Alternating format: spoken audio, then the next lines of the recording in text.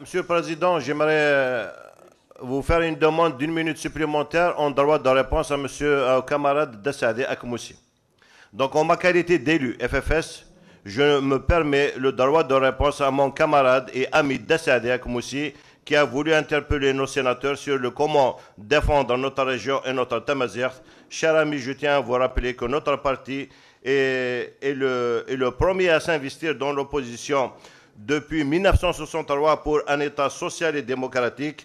Ensuite viendra la Convention de 78 qui a donné toute sa valeur à notre langue tamazight. Ensuite, la préparation de la graine qui a germé du mouvement 80. Je tiens aussi à vous dire que nos sénateurs sont issus de cette grande école politique et de militantisme, et c'est eux qui ont appliqué le dicton de Delmouloud Ma'amar et des Qaran, Winivran Tamazight Yarout, et le lancement du projet d'appui pour la socialisation et l'écriture de Tamazight, notamment le concours de la mazirisation et la délibération portant une subvention au profit des communes pour la signalisation. Dassadé, avec tous mes respects, il n'y a aucun problème, on est prêt à faire les militants du FFS n'ont aucune leçon à recevoir, ni en politique, ni en taqbaylit. Merci fraternellement, Dassadé. Je reviens à mon intervention. Monsieur le Président, Monsieur Louali, Monsieur le Secrétaire Général, sénateurs et députés, camarades élus APWI, président d'APC et élus APC, Mesdames et Messieurs les directeurs d'exécutif, Messieurs, Dames, les chefs de Daïra, amis de la presse, honorables invités, Azulf Laoul. C'est toujours avec honneur et bonheur que je prends la parole dans cette auguste assemblée en ce mois d'octobre qui est symbole des luttes démocratiques. Je ne peux commencer ma modeste intervention sans avoir une pensée particulière pour Dalab Haïsat, président d'APWI en poste, lâchement assassiné un certain 12 octobre 2006. Il y a lieu de rappeler qu'au FFS, nous revendiquons toujours la vérité sur son assassinat. Ma pensée va aussi aux victimes de la diaspora algérienne qui ont répondu à l'appel de l'ALN de la Fédération de France le 17 octobre 61 à Paris, lâchement assassinés et jetés à la Seine. Les victimes de la démocratie du 5 octobre 88, Smaïl Yefsah assassiné un certain 17 octobre 93, le pionnier de la révolution algérienne, en l'occurrence Karim Belkacem, lâchement assassiné un 18 octobre 70 à Francfort, les 8 personnes du village de Sidi Ali Moussa, commune de Sokotnin, tombées au champ d'honneur, victimes de terrorisme le 22 octobre. Cette journée symbolise l'anniversaire du 16e anniversaire de leur assassinat, et notre grand artiste Chérif Hamani, décédé un certain 20 octobre 2023, paix à leur âme. En premier lieu, je tiens à saluer les camarades de la commission finances, à leur tête Dalab Haqqassir, pour le travail minutieux qu'ils ont effectué et surtout leur sens de responsabilité. Et en ma qualité de président de la commission santé, je les remercie pour avoir pris en considération les doléances reçues par notre président durant les sorties du bureau permanent, à savoir la budgétisation pour l'achat des 3 colonnes de célioscopie au profit des EPH de la Mizan Bournia et Hammam, achat de 4 ambulances médicalisées et la réhabilitation des salles de soins pour un montant de 130 millions de dinars. Je ne peux omettre de remercier chaleureusement les membres de la commission d'évaluation du concours Aïsat du village le plus propre que j'ai l'honneur de présider pour la réussite de la 2e édition et le bon déroulement de la cérémonie qui a eu lieu jeudi passé malgré les tentatives de déstabilisation. Dalavah, repose-toi en paix, ton flot nous illumine toujours, bien gardé, et nous veillerons à le laisser entre de bonnes mains. Monsieur le secteur de la santé. Donc je reviens au secteur de la santé. Monsieur Louali, la dernière fois, vous avez effectué une visite au bloc de la Casora qui fait office de consultation spécialisée du CHU, et vous avez pris la décision sur place de délocaliser les consultations dans un endroit plus adéquat et surtout humanisé. Je vous remercie pour cette sage décision. Mais je vous invite, Monsieur Louali, à visiter une matinée les locaux qui abritent la clinique dentaire qui est au-dessous de ces consultations, avec un accès sur la RN12 qui sont dans un état à la limite d'insalubrité, destiné comme parking à l'époque coloniale. Monsieur le directeur de la santé, Depuis plus de 2 mois, nous remarquons que les malades cancéreux n'ont plus accès à la radiothérapie et une lenteur considérable dans la prise en charge des services d'oncologie. Comment expliquez-vous cette situation alarmante?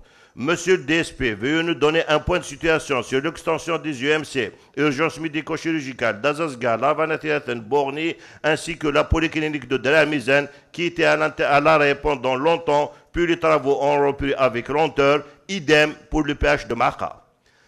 Point de situation sur le HS Fanan Hanafi de Wadaïsi, à vocation régionale, qui mérite un regard particulier pour sa mise à niveau et son humanisation. Malheureusement, elle est dans un état lamentable. Un point de situation sur le PH de Wadia qui demeure toujours boiteux, notamment les UMC. Pourquoi, monsieur le directeur? Cette région nous interpelle et attend beaucoup de nous. Donc, la prise de décision doit être radicale. Et un mouvement partiel des gestionnaires doit se faire à travers tous les établissements qui enregistrent des malaises managériales. Après le travail acharné de la commission santé de la POI, en collaboration avec votre direction, vient le couronnement par l'ouverture de la polyclinique de Taqath Yahya, de Temizer, l'ouverture en H24 de celle de Tawirat Amran Ain Hammam. Qu'en est-il du reste du programme d'ouverture du polyclinique en H24 à l'image de celle de Termitine, Eid Shafa, Soama et Baloua? Je termine cette fois pour le secteur de la santé par la nouvelle donnée par la radio de Tizi Ouzou concernant l'inscription de l'EPH Ouassif. Confirmez-vous cette décision et quel est le sort des 3 autres, à savoir Mekla, Wagnoun et Beni Douala, et les polycliniques de remplacement, à savoir les communes d'Ifrissen, Iloulou Malou, Friqat et Freha. Monsieur le Président, Monsieur le Wali, beaucoup de localités, à savoir le Tizirnif Nord, Eita Gouacha, Wassif, souffrent de blocage de leur lotissement, soit en matière de viabilisation, de permis ou d'arrêté d'intégration. Ma question est à monsieur le directeur de l'agence foncière et le directeur de la conservation foncière, qui est le nombre exact de lotissements étatiques dont dispose notre wilaya et quelle est leur situation. Monsieur le DUAC, quelle est la situation de l'étude géotechnique de la commune de Bounouh et de Ain al-Hammam et pourquoi ce retard? Quel est le sort de ces 2 communes et quand l'ouverture de l'axe routier ainsi que le marché hebdomadaire de Ain al-Hammam? Commune de Zikri. Monsieur le Président, vous avez tout dit hier, je confirme, je valide et je soutiens. Le secteur des transports. La multitude et la complexité des problèmes sans fondement créés par l'ex-directeur me poussent à vous demander, Monsieur le Président, Monsieur le Wali, d'organiser des assises avec les maires, les chefs d'ARA et les syndicats des transporteurs pour revoir le schéma et le circuit du transport à travers notre wilaya. Le secteur de l'éducation. La rentrée scolaire 2025 s'est faite en forcing, malgré beaucoup de nouveaux établissements et des établissements de remplacement ont été ouverts.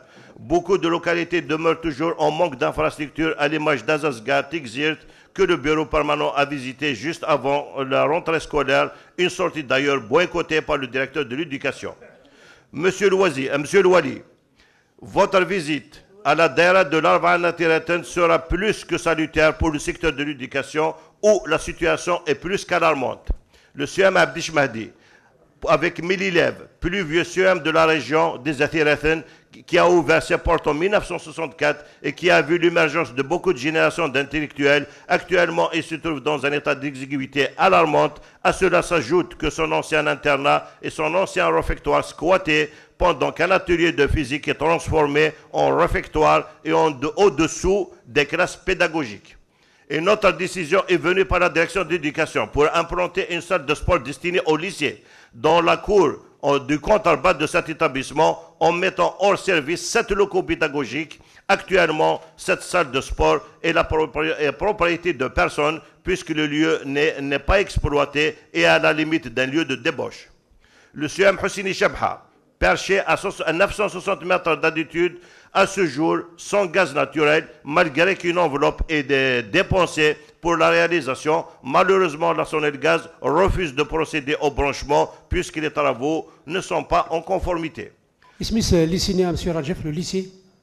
J'ai commencé par Abdish Mahdi et actuellement je suis avec Houssini Chabha. Abdish Mahdi. Abdish Mahdi, ok. Celui qui a une salle, c'est Houssini Chabha, Abdish Mahdi. Abdish Mahdi, ok. ماشي.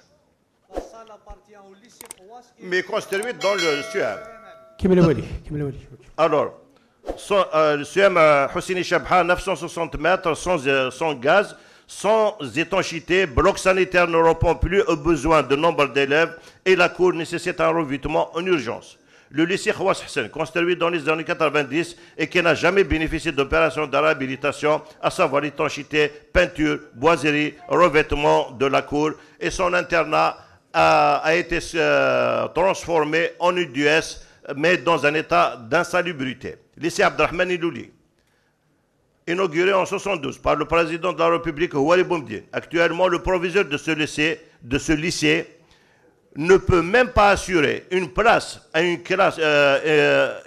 dans une classe normale pour un élève qui rate son bac, malgré la décision du conseil de classe qui a statué que l'élève peut doubler l'année du point de vue de son parcours scolaire, son âge et la moyenne obtenue l'année précédente. Cet établissement fait face à un nombre important d'élèves qui dépasse les 1200 élèves. La direction d'éducation refuse de lui donner la main pour l'ouverture d'une classe normale, donc il se contente de l'ouverture d'une classe spéciale, chose qui est bannie par le système pédagogique et éducatif, privant ainsi les élèves de leur droit constitutionnel qui est l'accès à l'éducation. Ce lycée nécessite une réhabilitation à tous les niveaux. Bloc sanitaire, boiserie, portes et fenêtres, revêtement de la cour et peinture. Sachant que les deux lycées de Larvana-Tireten, en plus des élèves de la ville de Larvana-Tireten, reçoivent des élèves des 3 communes dépourvues de lycée, à savoir Erjin, Aïta-Gouacha et Aïtoumalo. Donc, la nécessité d'inscrire un nouveau SUAM et surtout un nouveau lycée dans le cadre de l'intercommunalité tel que préconisé par la commission éducation depuis 2017 et le rapport de la commission éducation présenté par le camarade Benzaouch Jamal pour cette localité est plus que nécessaire et urgent en attendant l'inscription des lycées pour les communes suscitées. Je ne peux terminer mon intervention sans souhaiter un prompt rétablissement à nos mères, nos sœurs, nos filles qui souffrent en silence du cancer à l'occasion de ce mois d'Octobre Rose, sans oublier de saluer et de remercier tous les tissus associatifs qui sont sur le terrain, dans les villages, dans les villes, pour organiser des journées de sensibilisation et de dépistage et tous les établissements étatiques qui sont à pied d'œuvre et surtout les praticiens du privé qui adhèrent entièrement à ce mois d'Octobre Rose, notamment avec des remises importantes sur les prix d'examen biologique et radiologique. Merci pour votre écoute.